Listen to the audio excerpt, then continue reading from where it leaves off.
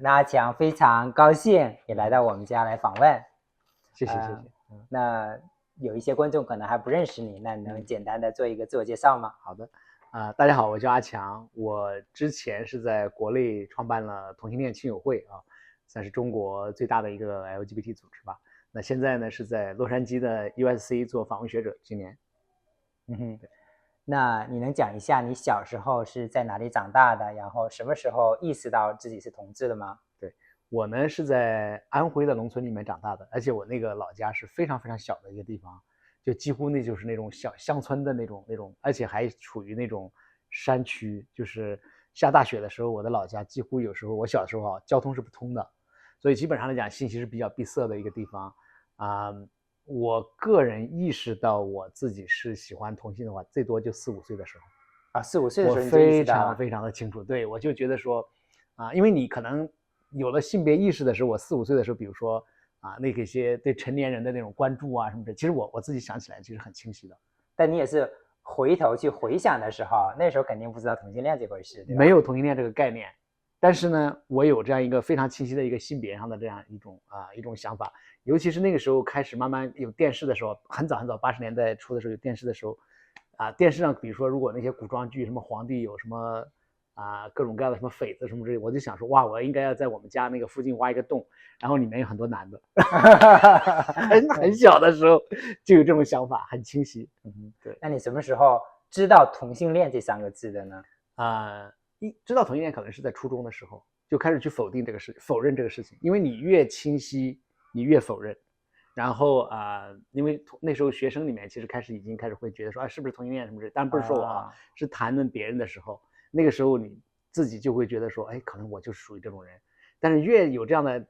概念的时候，你又觉得说不，这种人好恶心的，我要跟他划清界限。就是一方面你觉得自己是，另外一方面你又极度的去否认是，他其实充满着那种内化的那种恐惧。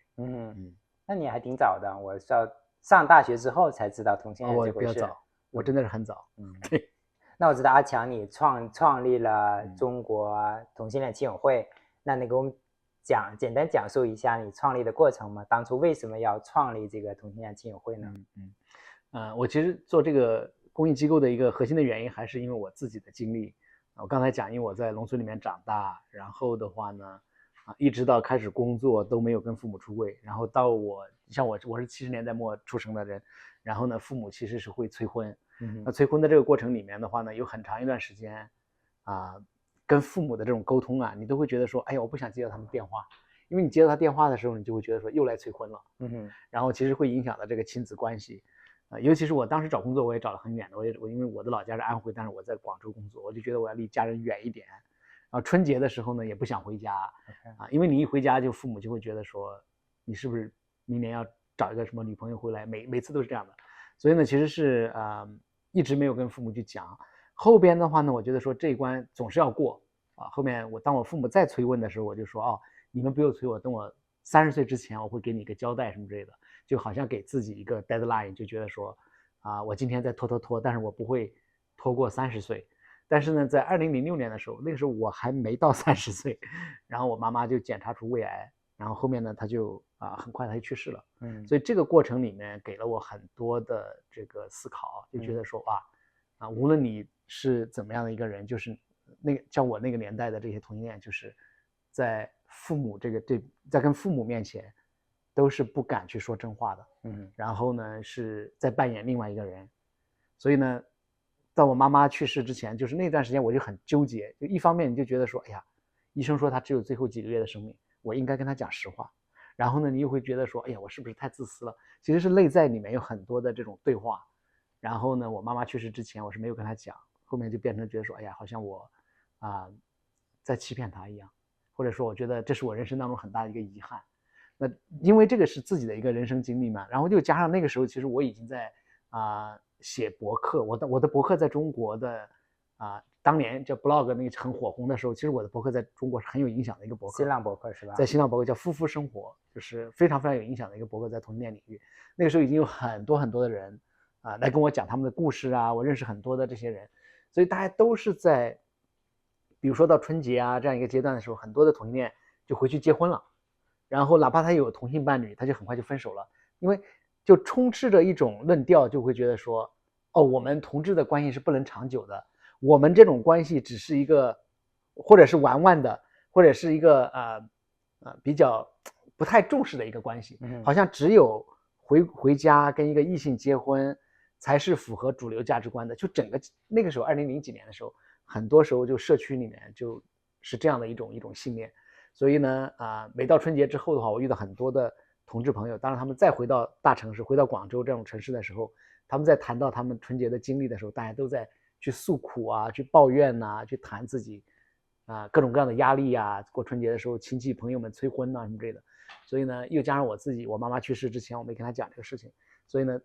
在2008年的时候就有机会我跟另外一个妈妈一起就创办了同性恋亲友会，因为她的儿子是同性恋。那你要是现在再给你一次机会，你妈妈在病床上面，你会跟她出柜吗？我应该会跟她更早就讲了，如果再有这样的机会，因为我觉得可能我的价值观已经变化了，就是原来可能我会觉得说，哎呀，是不是我出柜的话对我父母是一个伤害，或者说会让我父母觉得不开心。但现在我觉得说如果这一关一定要面对的话，我为什么不早点去处理这个事情，对吧？我一直在那里拖着的话，然后可能有一天你就在病床上，这个过程确实是一个挑战，那可能我应该会早点就更主动的去跟他们分享我的生活。OK，那你能讲一下你是怎么带领亲友会发展壮大，然后亲友会所做的事情有哪一件事情是你最自豪的事情吗？我觉得因为本来做这个公益机构其实是一个学习的过程因为在中国做公益机构其实我之前也不知道怎么做，我之前其实做过一段生意就是但是你说做一个公益机构怎么去发展其实大脑里面是没有这个概念的。我们刚开始的时候3年的话其实都是志愿者，那后面2011年的话呢，我是有机会来这边实习，然后看到别的公益机构是怎么运营的，所以这样才给了我一个概念。然后我回去之后才把原来的生意给它转出去，然后就开始全职的来做这个事情。在之前因为我们都是一个公益的一个团队，因为自己根本就不敢想象说一个公益组织怎么运营，然后我那时候看到的公益机构都是那种好像公益人都是那种可怜兮兮的吃不饱饭的那种状态。对，所以呢那后面从2011年开始，我从这边实习回去之后就租了办公室然后就开始招了几个员工，大家一起来运营这个事情一路走，反正也是一边摸索一边学习。就是做公益其实在中国传统的是慈善嘛，就我们这种同性恋相关的其实还是更多的是关注人的尊严人的平等权益什么之类的。其实比我们讲现代意义上的这种公益机构在中国其实出现的时间并不长其实所以像我们这一代的话呢，都是比较早的来去探索怎么去关注人的这个尊严或者关注人的这个平等权益的这样一个我们叫公益组织吧。所以这个过程里面就摸索一边学习，就几乎我个人觉得一直没停止过。那在这个过程里面，你说印象深刻的这些事情的话呢，我觉得很多比如说我们其实我觉得我们现在我们有一个项目就是同志家长协力营，已经做了10几届了。就是每年我们会招这些家长，然后参加我们的培训完了以后的话呢，这些家长可以成为我们的志愿者，而且是非常活跃的志愿者。你要知道这些参与的所有的人，他们原来刚开始的时候接纳自己小孩的时候都是一个非常大的挑战，但是他们接纳自己的小孩成为志愿者，参与培训，然后他们现在接听热线或者做别的家长的支持工作呀，就是他就像一个一个的种子一样，然后在中国的这个不同的城市里面去支持别的性少数的家庭。然后还有我觉得记忆当中比较有意思的事情，比如说我们在2017年2019年我们组织邮轮然后从2017年我们是从上海出发去日本，2019年我们是从这个深圳去越南，也参加，对，我们也参加了，对，一家人都参加了，特别有趣的一个事情。所以这个过程里面就是我们在越南的这一次应该是有接近1500人，就是 LGBT 跟他的亲友参加。因为我觉得这个也是对我自己来讲也是一个鼓励，就是这些社群的人能够在一块大家在一个相对就是邮轮这样一种环境里面没有压力，就过几天那种有点像乌托邦式的这种完全没有说在传统社会里面有歧视有偏见的一个状态，很放松的一个过程。而且我很喜欢那种邮轮上那些大家能够做自己的那种感觉，就是我记得2次我是活动结束的时候，很多人下游轮的时候，他们就会很遗憾，就觉得哎呀，明天我要回到现实的生活当中，就是他不想要结束这个旅程，他希望每一天都是这样充满着就是比如说自己能够做自己啊，没有压力的一个状态。我知道这个同性恋亲友会做得很大嘛，然后服务了很多人，有一些具体的数字吗？我们就是我们因为今年是第15年哈，到2022年的时候，我们的数字就是服务了线下参加我们活动的人，因为线下活动我们会有一些报名统计嘛，50万人次，50万人次，对，我们注册的志愿者有8000多，那个是2019年的时候数字。然后在2019年的时候，我们有79个我们叫分会，就在不同的城市，是吧？不同的城市，我们叫 chapter 那种。那我知道阿强也有一个自己的 YouTube 的一个频道，上面分享了好多这些同志的妈妈或者爸爸他们的一些故事，我感觉还是非常的感人的。谢谢。就是因为我觉得我自己的理念就是我们做这个事情其实是要提高这种可见度，就是有时候我们之所以有偏见啊，有各种各样的歧视啊，有各种各样的看法，就是其实是不了解。那如果是了解的话呢，你就需要打开，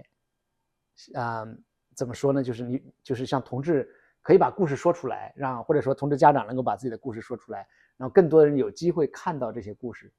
那我知道同性恋亲友会现在改名字了，叫出色伙伴。是，那你给我们讲一下为什么改名字，然后现在亲友会的现状吗？改名字的话呢，是因为被要求改名字啊。现在这个国内整体来讲的话呢，大环境还是有所收缩的，尤其像我们这样做公益机构，尤其是要做同性恋相关的这种公益机构的时候，被认为是有点敏感化的所谓的敏感化。所以呢，这样的话呢，我们这样的公益机构呢也会面临很多的挑战，所以生存的空间呢会比较小所以后面就要求改名的时候，我就想，那好吧。如果同性恋亲友会嘛，同性恋不能出现在一个机构的名字里面的话，那我们就想一想说，到底我们想要传达的价值观是什么？这个关键词是什么？所以后面我们就讨论来讨论去，我们就觉得说，我们其实做这个事情就是要支持我们身边的这些性少数能够做自己，对吧？做真实的自己。所以这个真实是我们要提炼出来一个很重要的东西。这个关键词是我们先提炼出来真实那真实的英文呢，就是我们讲说，我们希望他们做真实的自己，叫 true self。所以 true self 这个词我们就觉得这个词我们很喜欢，然后后面也就是我们的价值观和理念之后的话呢，我们就想说，那如果中国能够弄一个中文的谐音的话，我们看看是什么。 true self 我们就说这个出色很出色，然后呢我们就想后面加了一个伙伴，因为念起来就比较这个顺嘛，出色伙伴。我们就觉得说，每个人其实也不仅仅是性少数，即使我们身边的这些异性恋的朋友，他如果想做真实的自己的话，那都可以是这个叫出色伙伴。所以其实是可以把更多的人给他包括进来。那么现在的话呢，国内呢这几年的话呢，其实如果想要大发展的话是比较困难的，就尤其做 LGBT 组织，所以处于一种说，如果你想做线下活动的话呢，是比较困难的。这也是为什么我们现在开始做很多的在线的传播在做很多故事传播也是其中一种然后做一些产品就是怎么去服务这个社群，比如说我们开发了出柜指南亲密关系指南都挺好，挺受这个社群欢迎的。那么原来我们有13个全职的员工，但现在我们只有1半人了。OK， 对，因为整个大环境收缩之后，我们就不得不把那些青年人的项目都砍掉了。现在我们基本上就集中精力做家庭这一块、家长这一块工作。在你带领同性恋亲友会这个过程当中，你觉得这个作为中国人、作为华人出柜最难的一点是什么呢？确实，我觉得因为我打交道的这个，无论是家长还是这些年轻的朋友，就涉及到出柜的这个挺多的，可能成千上万吧。我觉得中间比较多的、比较核心的几个点，一个是面子，尤其是我们华人社会里面特别觉得，哎呀，这个我跟我父母讲完了以后，是不是他们会觉得很没有面子什么之类的？或者说我跟我父母讲了以后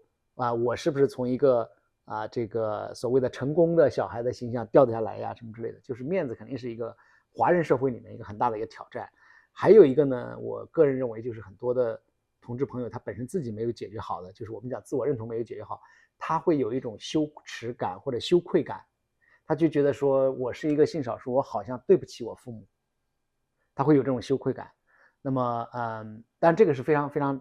比较核心的总体来讲的话呢，就是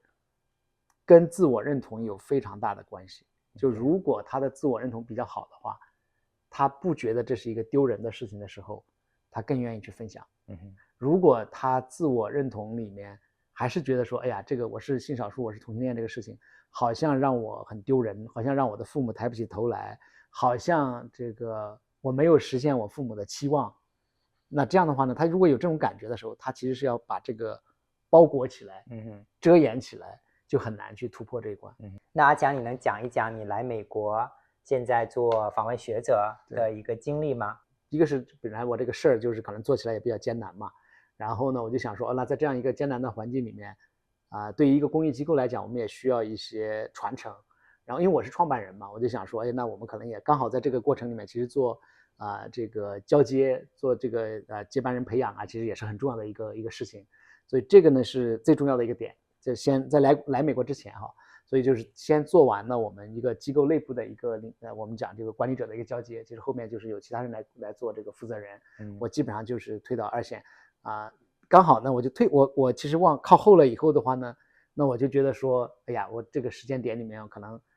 如果有机会出国学习一段时间也很重要。所以呢就后面就跟耶鲁那边联系了以后呢，就我去年下半年去了耶鲁的法学院做访问学者。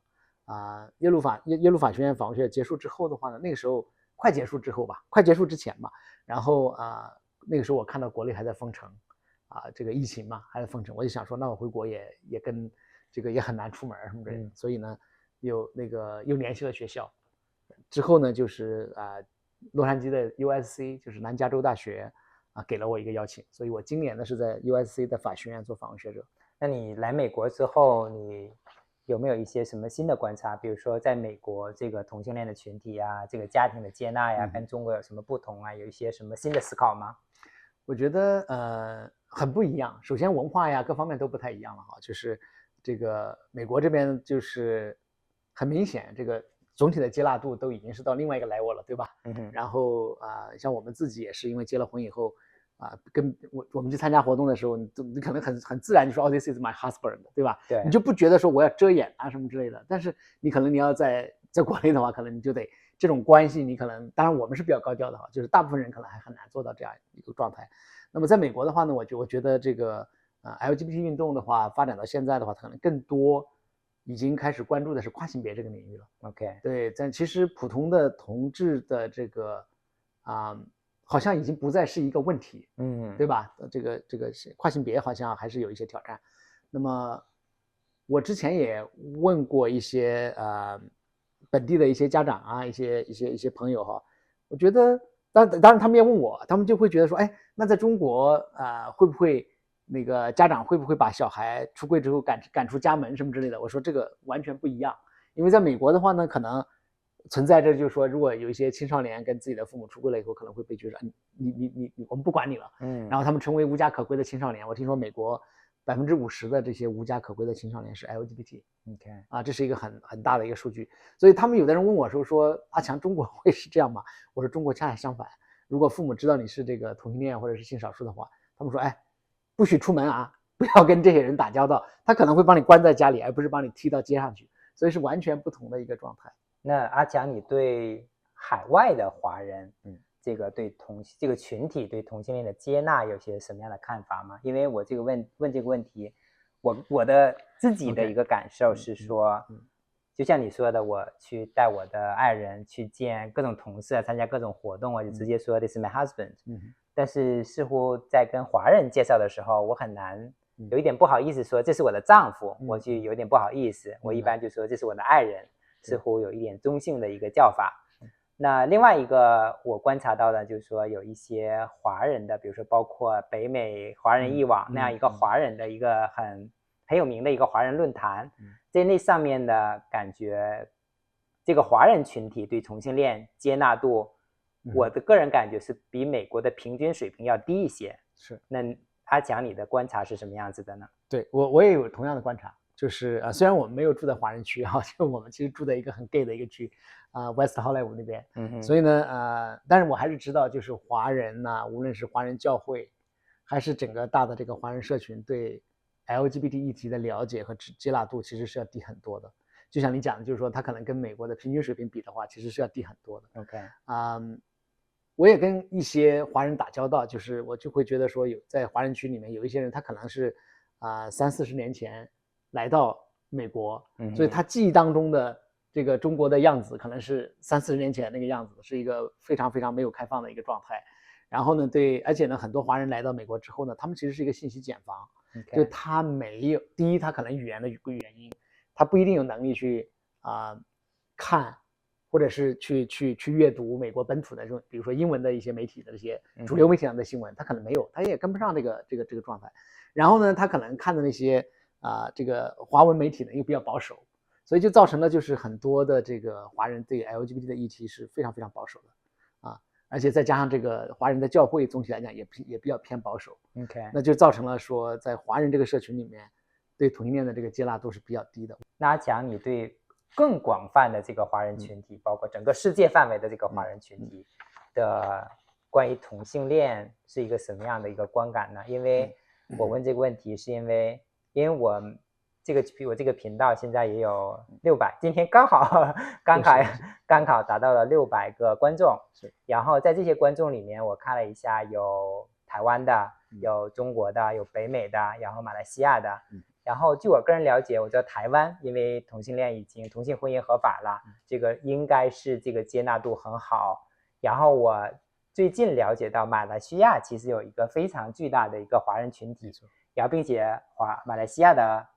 这个社会对同性恋的接纳似乎比中国大陆还要差一些。所以阿强对整个世界的这个华人群体对同性恋这个接纳的程度的一个观察或者思考是什么样子？原来我认为就是说华人社会里面其实总体来讲的话呢，我认为它处于中游这个状态吧，就是没有那么好，但也没有那么坏。OK，这当然这个是我觉得是一个主要的一个方向上来看。那么比如说台湾当然走在前面，对吧？台湾是整个华人社会里面最早能够结婚的一个地方。对，那么当然是走得很前面的，对吧？整个亚洲它排在第1位，对吧？所以是走得非常前面的。那香港也好，新加坡也好呢，基本上就是说也是可以做自己，就没有那么强的打压。但虽然有一些偏见和歧视，可能这个平等权益，比如说同性恋能不能结婚啊，这些都不能。但是呢，整个社会的包容度还可以那中国大陆的话呢，这些年有一些这个后退，但实际上原来有一段时间有那么10几年，其实在同性恋权益方面其实进展是非常快的。其实放在全世界的范围来看，也都是比较就成长比较快的一个地方当然马来西亚它可能有宗教的原因，所以呢宗教的原因的话呢，就对他们的影响是非常不一样，就是可能更加的偏这个保守一些。但是要看你跟谁比，你跟欧洲比，跟北美比的话呢，它确实会，我们在华人社会除台湾以外，都还是相对比较靠这个后面一点。但是你要跟那些穆斯林国家比，你要知道有70几个国家，基本上是穆斯林国家，就是说同性恋还是犯法的、违法的。还有5个国家同性恋是可以被处死的。所以如果你要放在这样的一个比的时候呢，那你就很明显，咱们至少在这个华人社会里面，比上不足，比下有余。对，基本上是这样。那最后呢，我想对阿强表示感谢，因为我们这个频道之所以创立起来，也是受到了阿强的巨大的鼓励，非常感谢。不客气。最后，阿强有什么对我和文武，还有对我们频道的观众有些什么想说的话吗？我觉得这种分享的力量，就是因为我很开心看到你们的这个故事能够在YouTube 上面分享，然后因为我相信你们通过这种分享以后，其实是能够帮助很多人，因为很多人可能在他人生的某一个阶段，他其实是很迷茫的，但是他觉得说，哎，原来有人已经活出了这样的样子，原来有人已经可以做到了这样的一个状态，其实我也可以。所以这种看见呢，就是你们的生活被分享之后被别人看见，这个本身其实就会能够给很多人不一样的力量。所以我觉得这个其实非常有意义的一个事情。OK， 对谢谢你的鼓励，我们会继续的坚持的会把我们这个频道做下去，也希望把我们的故事，我们的育儿的故事，我们的一些出柜成长、个人成长的故事分享给大家。加油加油！好，非常感谢阿强，谢谢。